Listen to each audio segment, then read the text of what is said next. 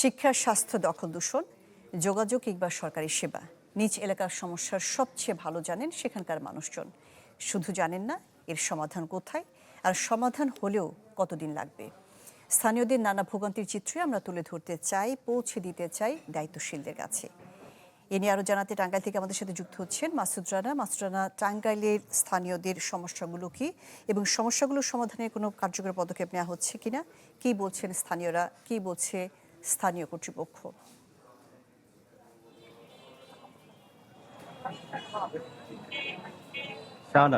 প্রথমেই টাঙ্গাইলের যে শহরের মানুষজন রয়েছে তারা যদি তাদের প্রশ্ন যদি বলি, তাদের মূল প্রশ্নটাই হচ্ছে যে শহরের যানজট নিরসন হবে কবে। দীর্ঘদিনের টাঙ্গাইলবাসীর একটি প্রত্যাশা শহরে নির্বিঘ্নে চলাচল, কিন্তু সেই প্রত্যাশা এখনো পূরণ হয়নি টাঙ্গাইলবাসীর। আমি যদি একটু দেখাতে চাই, আমি রয়েছি টাঙ্গাইল শহরের যে নিরালামন মেন যে জায়গাটি, সেই এইখান থেকে শুরু করে টাঙ্গাইলের ৮ থেকে ১০টি পয়েন্ট রয়েছে, যে পয়েন্টগুলোতে কিন্তু প্রতিনিয়তই সকাল থেকে রাত পর্যন্ত দীর্ঘ যানজটের একটি চিত্র দেখা যায় সকাল থেকে রাত পর্যন্ত। এবং এই যানজটের নাকাল কিন্তু পৌরবাসী, এবং এই বিগত দিনে যারা পৌর কর্তৃপক্ষ রয়েছেন এবং অন্যান্য প্রশাসনিক কর্মকর্তা রয়েছেন, তারা বিভিন্ন সময় বিভিন্ন উদ্যোগ নিলেও কিন্তু পৌরসভার কিছু দুর্নীতিবাজ কিছু কর্মকর্তার কারণে কিন্তু যে পরিমাণ এই শহরের ভিতরে অটো রিক্সা, ইজি বাইক চলার কথা তার চেয়ে কিন্তু অনেক বেশি চলাচল করছে, যে কারণে কিন্তু এই শহরের যানজট অনেকটাই আয়ত্তের বাইরে রয়েছে বলে জানিয়েছেন এখানে যারা কাজ করছেন ট্রাফিক সহ অন্যান্য কর্মকর্তারা। আমি টাঙ্গাইলের এই বিষয়গুলো নিয়ে কথা বলতে চাই টাঙ্গাইল যে সচেতন নাগরিক ফোরামের সভাপতি। আসলে টাঙ্গাইলের যানজটে মানুষের কি ভোগান্তি হচ্ছে, আপনারা কি মনে করছেন? ধন্যবাদ মাসুদ রানা।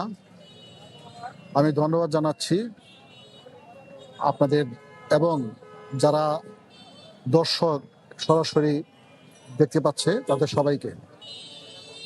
টাঙ্গাইল শহর এক সময় নিরিবিলি একটি শহর থাকলেও এখন টাঙ্গাইলের সবচেয়ে যে বড় সমস্যাটা, সেই সমস্যাটার নাম হলো যানজট সমস্যা। এই যানজটে মানুষ এখন অতিষ্ঠ। আমরা যে জায়গাটা দাঁড়িয়ে আছি এটা হলো টাঙ্গাইলের সবচেয়ে গুরুত্বপূর্ণ যে মোড়টা, নিরালা মোড়। এখান থেকে তিনটি রাস্তা গেছে। আমার যে পিছন দিকে যে সাইডটা, এটা গেছে হলো জেলা সদর রোড। আমার সামনে দিয়ে যে রাস্তাটা গেছে এটা হলো মেইন রোড, এবং আমার এই পাশে যে রাস্তাটা গেছে এটা হলো পূব দিকে, এটা হলো ভিক্টোরিয়া রোড। আমরা প্রতিনিয়ত দেখি যে এই তিনটি রোডে শুধু না, এবং অন্যান্য যে রোডগুলো আছে কালীবাড়ি সব বিভিন্ন জায়গায়, পার্কে বাজার থেকে শুরু করে সব জায়গায় যানজটের একেবারে ভয় একটা চিত্র। আমি যানজট নিয়ে আমি কথা বলবো, তারপর যানজটের সমাধান নিয়ে আমি একটু কথা বলবো আর কি। যানজটের মূল কারণ হলো যে আসলে অপরিকল্পিতভাবে আমাদের টাঙ্গাইল শহরটা গড়ে উঠেছে। এটা কোনো পরিকল্পনা মাফিক গড়ে ওঠেনি। আমি যদি একটু বাম দিকে দেখাই, এখান থেকে যে মার্কেটগুলো হয়েছে, এখানে একটা খাল ছিল। দ্বিতীয়ত যে কারণটা, সে কারণটা হলো যে শহরের লোকের সংখ্যা বাড়তেছে। শুধু এটা টাঙ্গাইল শহরই না, সারা ঢাকা শহর সহ সারা বাংলাদেশে অনেক এর মধ্যে অনেক হাই রাইজ বিল্ডিং হয়ে গেছে। হ্যাঁ, এটা 3 নম্বর পয়েন্টে, এই বিষয়ে আপনারা 3 নম্বর পয়েন্টে আসে। তো এত লোকের সংখ্যা বাড়ার কারণে যে আমাদের নতুন নতুন রাস্তা এবং রাস্তা প্রশস্তকরণ এটা করা হয়নি, যে কারণে একটা যানজটের কারণ।